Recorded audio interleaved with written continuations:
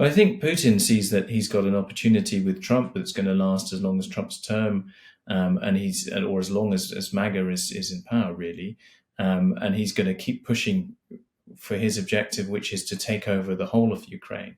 And the onus really is now on the Europeans to say, well, actually, we can't afford to have Russian troops with Ukrainian conscripts, which would be the result of a Russian victory in Ukraine, on the borders of Europe, on the borders of Poland, Hungary, Romania, Bulgaria. Like, this is going to be a huge problem for Europe if it doesn't stop the Russians in Ukraine. And that's something I think Europeans need to think long and hard about, and be matching the threat that is posed to them with increasing resources. Hmm. And while they wait for those resources, Ukraine's own long-range strikes on Russia have continued, hitting the Mariinsky refinery and other energy infrastructure in Russia in recent days. How is that strike campaign progressing, do you think? And is there room for Ukraine to build on that and keep adding this economic pressure onto the Kremlin? Well, they've shown that they can really scale up these long range strikes, the deep strikes as they call them. So many refineries have been hit, and now we've seen actually attacks on thermal energy plants, power plants. Now, these are things that would actually be frowned upon. They're things that they should not really be doing in warfare. But after having been bombarded and had their energy infrastructure been attacked for so long and so many years, it seems like the Ukrainians are just prepared to take matters into their own hands. And one of the things is, if they aren't getting Western support and the Western support they need, they're also not going to abide by any Western constraints on them. And I think what you're going to see is, still an existential war for the Ukrainians. They're still very, very determined to fight. They see that they don't have a choice. And the war is just going to become more savage as a result. And we mentioned the coalition of the willing before, or Ukraine's European allies. They've promised further support for long-range strikes. Presumably, as other diplomatic avenues, don't come to fruition, Ukraine are going to increasingly be relying on their ability to strike into Russia, are they? Well, I think that's what everyone is seeing, is that Putin is not prepared to come to the peace table. When he does talk about peace, it's not genuine. And he goes back to, there will be peace basically if Ukraine capitulates and is not a sovereign nation anymore. And so that means that Ukraine has to find whatever ways it can to bring the war to Russia, and to make it clear to Russians that they can't just stand by and allow this to happen to Ukraine. There will be consequences.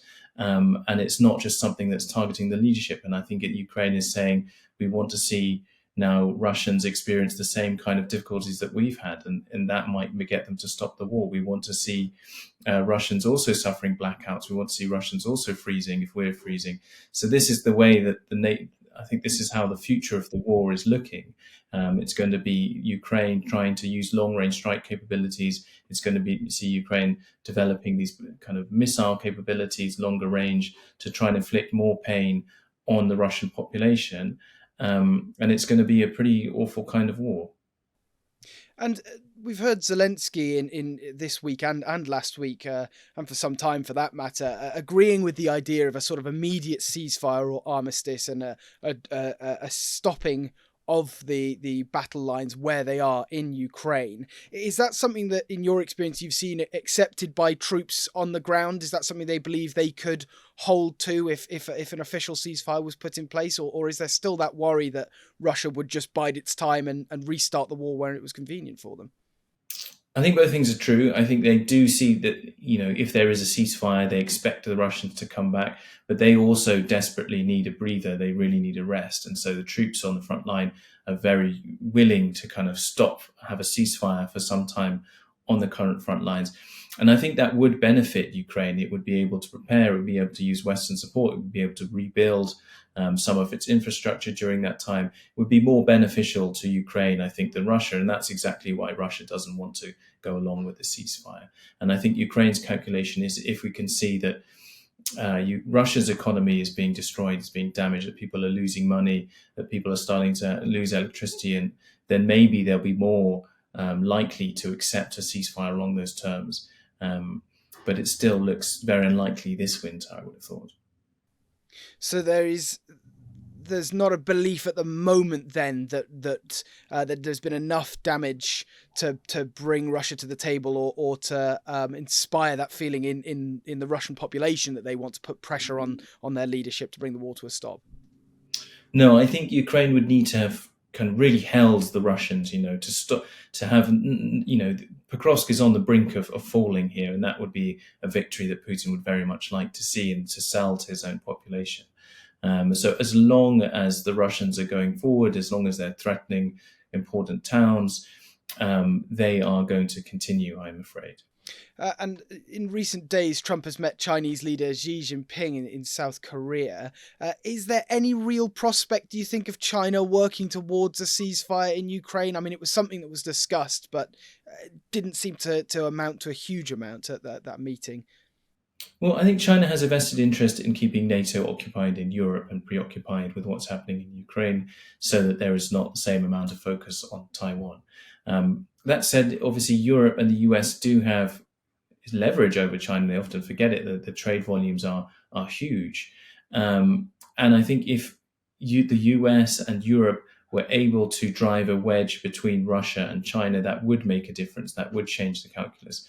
So I think that the US is, it's actually right that Donald Trump is having these meetings with Xi, talking about some way to kind of build the relationship, but it has to be a carrot and stick diplomacy. There also has to be some, threats of sanctions and further actions if China does continue to support or increase support for Russia in the way that has been doing to date. And we speak about the stick element of this in the form of sanctions, I suppose, at the moment. We have seen some Chinese firms, after that new round of US sanctions, pulling back their contracts with Russian oil firms. Is there more, do you think, at the moment that the US or Europe could do to try and make China buy less Russian oil? Well, absolutely. I mean, it's important for sanctions to be put in place. But we've seen every time sanctions have been put in place that intermediary companies operate, they start opening, they start finding ways round sanctions. And all of the sanctions have had some companies start up and start bypassing them, routing them through third countries, things like this, ways to get through sanctions. And what hasn't happened really is, given the scale of this problem, is the law enforcement agencies to be resourced properly. That's in the US and in Europe, to tackle people that violate sanctions, to bring enough prosecutions. Sanctions work for the scrupulous businesses that are worried about their reputation internationally, but for the unscrupulous businesses that just serve a purpose of bypassing these sanctions, they don't really work. And what Trump has done in the US has really been to hollow out the FBI to such an extraordinary degree that it is not really capable right now of engaging in that law enforcement activity.